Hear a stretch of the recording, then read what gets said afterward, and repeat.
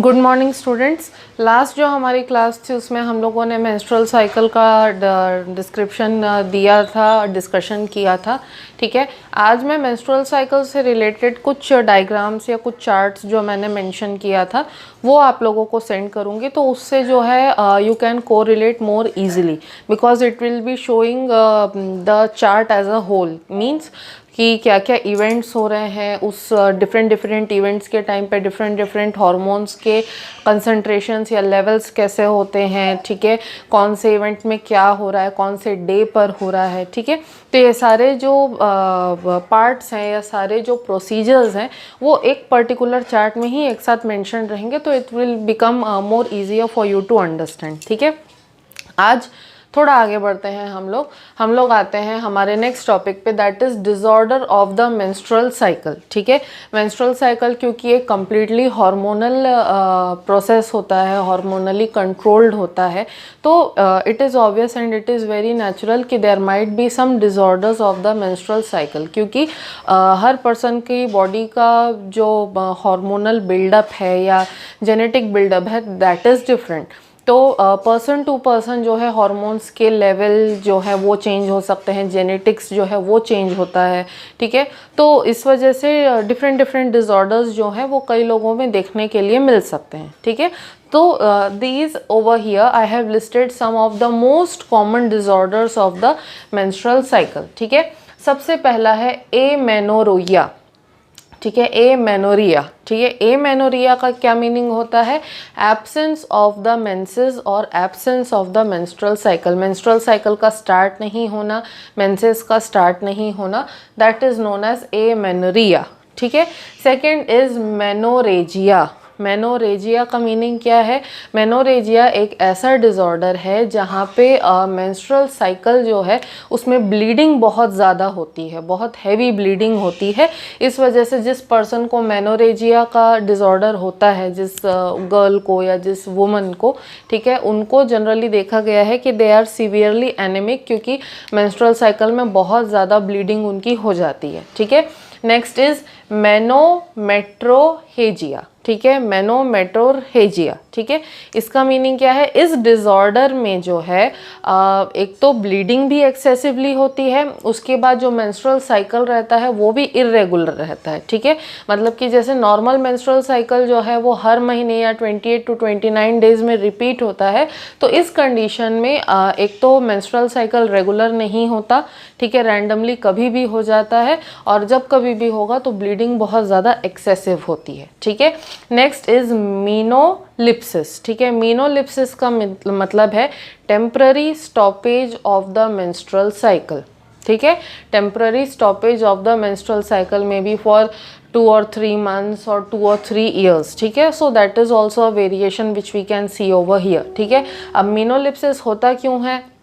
इसके बहुत सारे डिफरेंट रीजंस हो सकते हैं। पर्टिकुलर पर्सन के बॉडी की कंडीशन कैसी है, मींस जनरल हेल्थ कैसा है, या उनके बॉडी का हार्मोनल लेवल कैसा है, या उनके बॉडी की स्ट्रेंथ कैसी है, या उनके क्या कई लोगों में जेनेटिकली भी ये होता है, तो डिफरेंट रीजंस हो सकते हैं। And lastly the final one is dysmenorrhea. ठीक है, डिसमेनोरिया का क्या मीनिंग है? Painful menses. ऐसे कई सारी गर्ल्स हैं या ऐसे कई सारी वीमेन हैं जिनको बहुत ज़्यादा पेन होता है मेंस्ट्रुअल साइकिल के टाइम पे। Okay, so that condition is known as dysmenorrhea. Okay, so these are the different disorders of the menstrual cycle. अब आगे हम लोग बढ़ते हैं इस टॉपिक से। अब हम लोग जो हमारा नेक्स्ट और बहुत ही इम्पॉर्टेंट टॉपिक है इस चैप्टर का उसको स्टार्ट करते हैं, that is the fertilization and the implantation.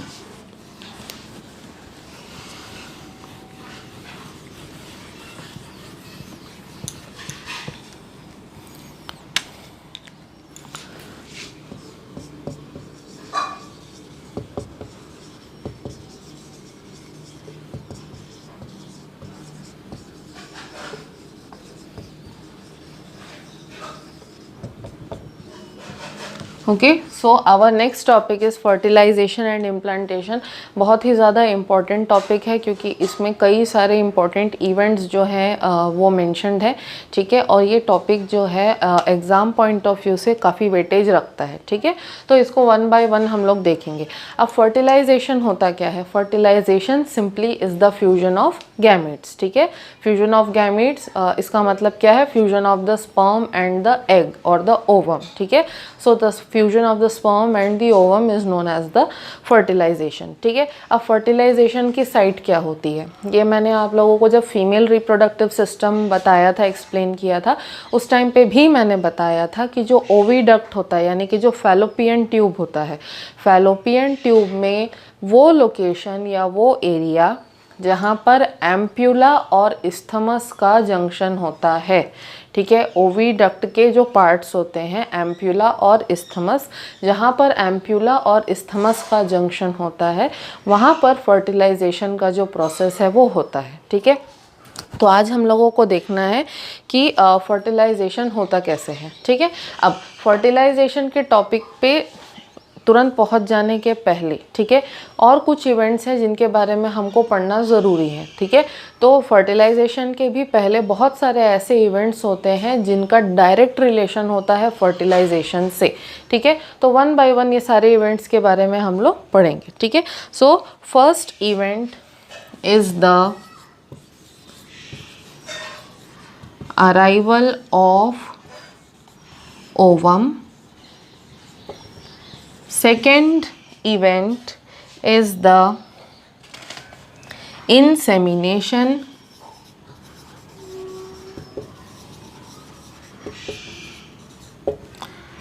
Third is the motility of sperm.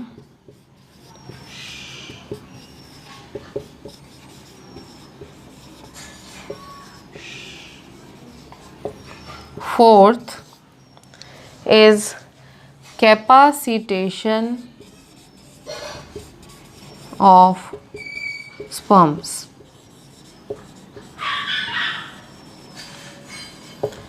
इसको हम लोग अगर इवेंट्स ना कहें या फैक्टर्स भी हम लोग इसको कह सकते हैं जो कि इन्फ्लुएंस करते हैं कि फर्टिलाइजेशन होगा या नहीं होगा, ठीक है। तो अब सबसे पहले हम लोग आते हैं अराइवल ऑफ ओवम पर, ठीक है। अराइवल ऑफ ओवम कहने का मतलब क्या है? हम लोग डायरेक्टली कह रहे हैं ओव्यूलेशन के बारे में हम लोग बात कर रहे हैं, ठीक है। तो जो मेंस्ट्रुअल साइकिल कल मैंने आप लोगों को एक्सप्लेन किया था, मेंस्ट्रुअल साइकिल के टाइम पे ही मैंने आपको एक्सप्लेन करने के टाइम पे बताया था कि मेंस्ट्रुअल साइकिल का जो 14th डे होता है, ठीक है, उस दिन ओव्यूलेशन होता है, ठीक है। तो एक्चुअली जो एग ओवरी से रिलीज़ होता है, ठीक है, जो एग या ये कहना चाहिए जो प्राइमरी एग होता है, ठीक है, वो जब ओवरी से रिलीज़ होता है तो रिलीज़ होने के टाइम पे वो सेकेंडरी oocyte के स्टेज पे रहता है, ठीक है। सेकेंडरी oocyte के स्टेज पे रहता है मतलब कि उसमें मियोसिस 2 स्टार्ट हो गया होता है और मियोसिस 2 के बाकी जो प्रोसेसेस हैं वो धीरे धीरे उसमें चलते रहते हैं, ठीक है। अब मियोसिस 2 के फेज़ में जो है सेकेंडरी oocyte रहता है वो ओवरी से रिलीज़ होता है। ओवरी से रिलीज़ होने के बाद में हम लोगों ने जो फीमेल रिप्रोडक्टिव सिस्टम का स्ट्रक्चर स्टडी किया था उसमें मैंने आप लोगों को बताया था कि जो ओविडक्ट होता है वो ओवरी से अटैच्ड नहीं होता है लेकिन उसके क्लोज प्रॉक्सिमिटी में रहता है, ठीक है। तो ओविडक्ट का जो पार्ट ओवरी के पास में रहता है जिसको कि हम लोग इनफंडिब्यूलम कहते हैं, ठीक है। इनफंडिब्यूलम में बहुत ही लंबे लंबे फिंगर के जैसे दिखने वाले सीलिया प्रेजेंट रहते हैं, ठीक है। तो जैसे ही ओवरी से एग रिलीज होता है तो जो इनफंडिब्यूलम के सीलिया हैं वो लोग जो है एग को डायरेक्ट करते हैं और इनफंडिब्यूलम में एक छोटा सा होल होता है जिसको हम लोग कहते हैं ऑस्टियम, ठीक है। तो वो जो सेकेंडरी oocyte है वो ऑस्टियम से होता हुआ कहाँ एंटर कर जाता है? वो एंटर कर जाता है ओविडक्ट के अंदर, ठीक है। अब ऑस्टियम से होता हुआ जो एग है वो ओविडक्ट के अंदर आ गया, ठीक है। ओविडक्ट के अंदर आने के बाद में धीरे धीरे अब वो क्या कर रहा है? सेकेंडरी oocyte जो है वो मियोसिस 2 में आगे प्रोग्रेस कर रहा है, ठीक है। तो जो ओविडक्ट होता है, ओविडक्ट के अंदर बहुत सारे छोटे छोटे सीलिया होते हैं जिनके ग्लाइडिंग मूवमेंट की वजह से जो सेकेंडरी oocyte है वो धीरे धीरे जो है ओविडक्ट में आगे बढ़ते जाता है, ठीक है। अब ओविडक्ट में आगे बढ़ेगा तो यहाँ पर मियोसिस 2 जो है आगे बढ़ रहा है और सेकेंडरी oocyte जो है वो मेटाफेज 2 वाले फेज पे जाके क्या हो जाता है, स्टॉप हो जाता है। ठीक है, सेकेंडरी oocyte जो है वो मेटाफेज 2 वाले स्टेज पे जाता है और उससे आगे उसका जो डिवीजन है वो स्टॉप हो जाता है। क्यों? क्योंकि वहाँ पर कुछ फैक्टर्स होते हैं जिनको हम लोग कहते हैं मेटाफेज प्रोमोटिंग फैक्टर्स। तो मेटाफेज प्रोमोटिंग फैक्टर्स क्या करते हैं कि मेटाफेज जो फेज होता है उसको ही मेंटेन करके रखते हैं, उससे आगे डिवीजन होने नहीं देते। तो सेकेंडरी oocyte जो है वो मेटाफेज 2 के फेज में आकर के उसके आगे उसका डिवीजन जो है स्टॉप हो जाता है। अब ये जो सेकेंडरी oocyte था ये आकर के कहाँ पर पहुँच गया, उस जगह पर पहुँच गया जहाँ पर फर्टिलाइजेशन होगा, यानी कि एम्प्यूला और इस्थमस के जंक्शन पर आकर के जो है पहुँच गया। अब ओवरी से लेकर के एम्प्यूला और इस्थमस के जंक्शन में आने तक कितना समय लगता है सेकेंडरी oocyte को? 12 से 24 घंटे जो है, करीब करीब एक दिन हम लोग मान के चलते हैं, एक पूरा दिन जो है ओवरी से निकल के एम्प्यूला और इस्थमस के जंक्शन में आने तक जो है एग को टाइम लग जाता है। तो एक दिन के ड्यूरेशन में एग जो है एम्प्यूला और इस्थमस के जंक्शन पे पहुंचता है। ठीक है, उसके बाद क्या होता है, इसके बाद जो है एग जो है वो वेट करता है फर्टिलाइजेशन के लिए। ठीक है, और इस टाइम पे एग कौन से स्टेज में है, मेटाफेज 2 के स्टेज में है, डोंट फॉरगेट दैट। ठीक है, अब नेक्स्ट हम लोग आते हैं सेकंड फैक्टर पे, जो कि है या सेकंड स्टेज जो है हम लोग उसको कहेंगे दैट इज इंसेमिनेशन। ठीक है, तो इंसेमिनेशन कुछ नहीं है, insemination is simply the entry of the sperms into the female reproductive tract. Okay, what is insemination? Insemination simply is the entry of the semen or the sperms into the female reproductive tract. ठीक है, तो insemination कैसे होगा? Obviously insemination होता है sexual intercourse या coitus के help से। ठीक है, तो सेक्सुअल इंटरकोर्स या कोइटस होने के बाद में जब स्पर्म्स की या ये कहना चाहिए सीमन की जब एंट्री होती है फीमेल रिप्रोडक्टिव ट्रैक्ट में, that particular event is known as the insemination. ठीक है, अब इंसेमिनेशन तो हो गया। ठीक है, तो यहाँ पर इंसेमिनेटिंग फ्लूइड क्या होगा, किस चीज़ से इंसेमिनेशन हुआ है? इंसेमिनेटिंग फ्लूइड के हेल्प से हुआ है और सीमेन जो है that is known as the inseminating fluid. अब कितने क्वांटिटी में सीमेन आता है? 3 से 4 ml सीमेन जो है वो एक टाइम के इजैक्यूलेशन में प्रोड्यूस होता है। ठीक है, इजैक्यूलेशन यानी कि स्पर्म या सीमन का जो है मेल रिप्रोडक्टिव ट्रैक्ट से निकल के फीमेल रिप्रोडक्टिव ट्रैक्ट में जाना। ठीक है, तो जब मेल रिप्रोडक्टिव ट्रैक्ट से सीमेन निकलता है उस इवेंट को हम लोग कहते हैं इजैक्यूलेशन। तो एक इजैक्यूलेशन जो है उसमें कम से कम एक बार में 3 से 4 ml जो सीमेन है वो प्रोड्यूस होता है, वो इजेक्ट होता है। ठीक है, अब स्पर्म्स कितने होंगे इतने सीमेन में? 1 ml सीमेन में कम से कम 80 से 100 मिलियन स्पर्म्स होते हैं। ठीक है, you heard that right. 1 ml sperm में, 1 ml सीमेन में जो है 1 ml सीमेन में 80 से लेके 100 मिलियन स्पर्म्स जो है प्रेजेंट रहते हैं। ठीक है, तो अगर मोटा हिसाब हम लोग लगा लेते हैं, ठीक, तो ये कह सकते हैं कि 4 ml अगर सीमेन है तो उसमें 400 मिलियन स्पर्म्स होंगे। ठीक है, तो मोटा हिसाब हम लोग यहाँ लगा के चलते हैं कि एक बार के इजैक्यूलेशन में कम से कम 300 से 400 मिलियन स्पर्म्स जो है वो बाहर निकलते हैं। लेकिन फर्टिलाइजेशन के लिए काम कितने स्पर्म्स आते हैं? सिर्फ एक स्पर्म जो है वो फर्टिलाइजेशन के काम आता है। Okay, so this was the event of the insemination. अब इंसेमिनेशन होने के बाद क्या होता है? इंसेमिनेशन होने के बाद जैसे ही सीमेन की एंट्री जो है वो फीमेल रिप्रोडक्टिव ट्रैक्ट में होती है, सो सीमेन जो है वो एक जेली के जैसे फ्लूइड में कन्वर्ट हो जाता है। ये जो जेली के जैसा फ्लूइड होता है this is known as the coagulum. ठीक है, तो सीमेन जैसे ही फीमेल रिप्रोडक्टिव ट्रैक्ट को एंटर करता है कुछ फ्यू मिनट्स में वो जो है एक ट्रांसपेरेंट जेली जैसे सब्सटेंस में कन्वर्ट हो जाता है। That jelly like substance is known as the coagulum. ये कोएगुलम जो है ये थोड़े देर के लिए ही इस स्टेट में रहता है और कुछ समय बाद अपने आप क्या होता है, ये कोएगुलम डिसॉल्व हो जाता है। ठीक है, उसके बाद जो है अब क्या होता है, जैसे ही कोएगुलम जो है वो डिसॉल्व हो गया, कोएगुलम के डिसॉल्व होने के बाद में स्पर्म्स जो है वो ट्रैवल करने के लिए या मूव करने के लिए जो है स्पर्म्स क्या हो जाते हैं, फ्री हो जाते हैं। ठीक है, उसके अलावा स्पर्म्स की एक्टिविटी को मेंटेन करने के लिए एक प्रॉपर पीएच की ज़रूरत होती है। तो स्पर्म्स को न्यूट्रिशन प्रोवाइड करना और प्रॉपर पीएच प्रोवाइड करना, ये भी किसका काम होता है, सीमेन का ही काम होता है। ठीक है, so this was the second event.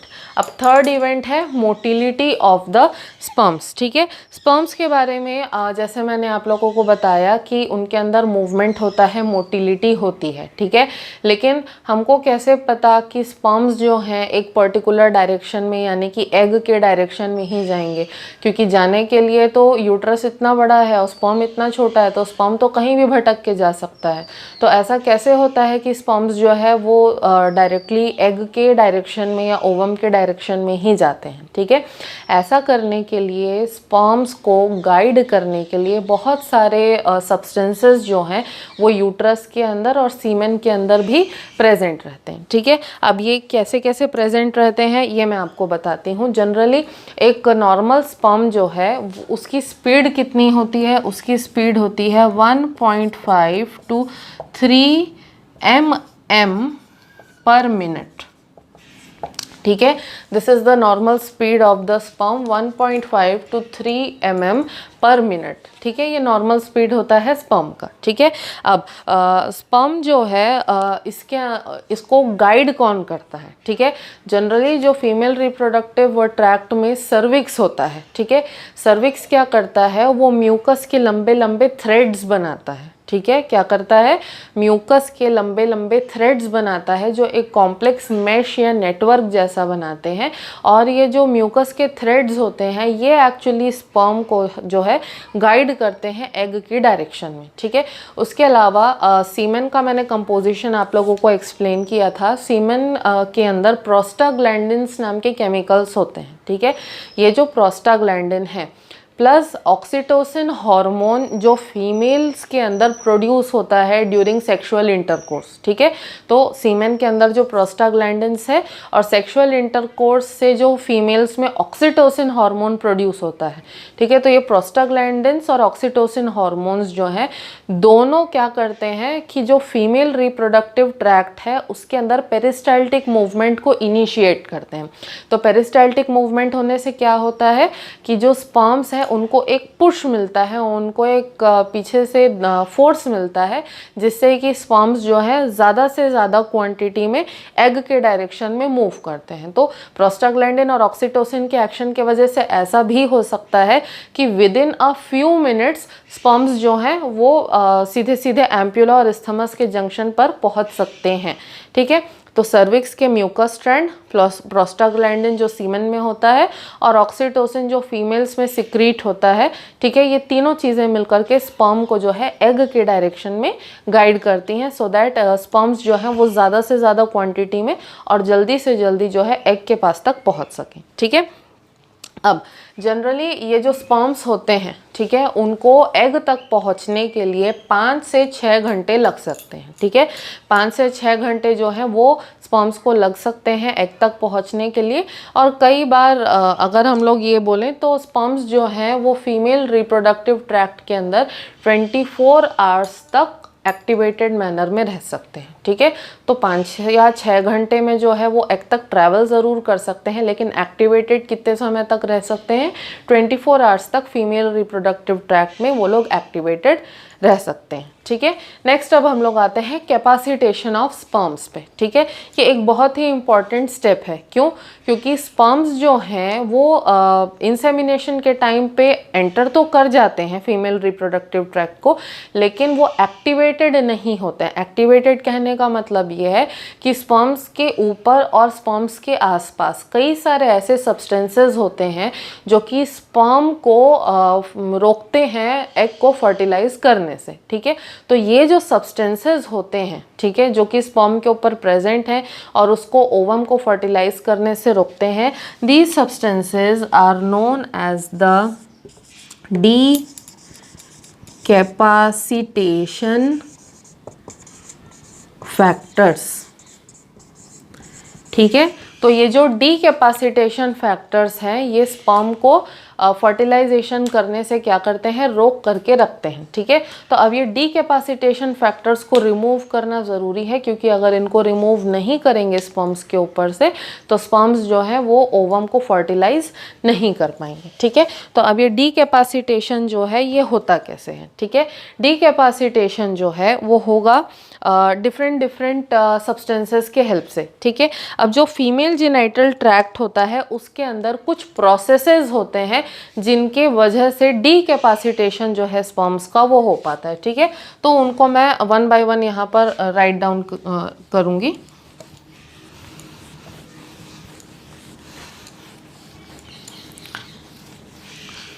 ठीक है, हम लोग 4th पॉइंट पे थे, that was decapacitation of sperms। ठीक है, अब decapacitation of sperms जो है वो कैसे हो रहा है। ठीक है, first dilution of inhibitory factors in semen। Second, washing of cholesterol vesicles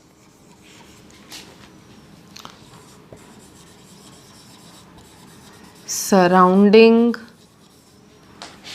the sperms। Third,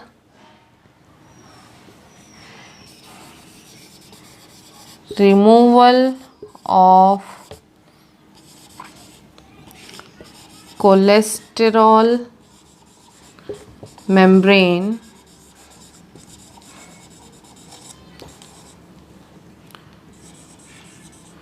present over acrosome। Next, entry of calcium ions into sperm।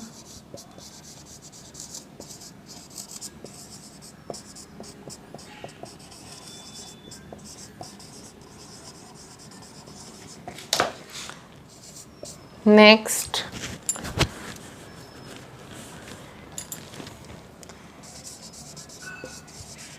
increasing permeability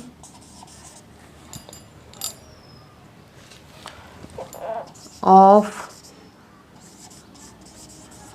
acrosomal membrane।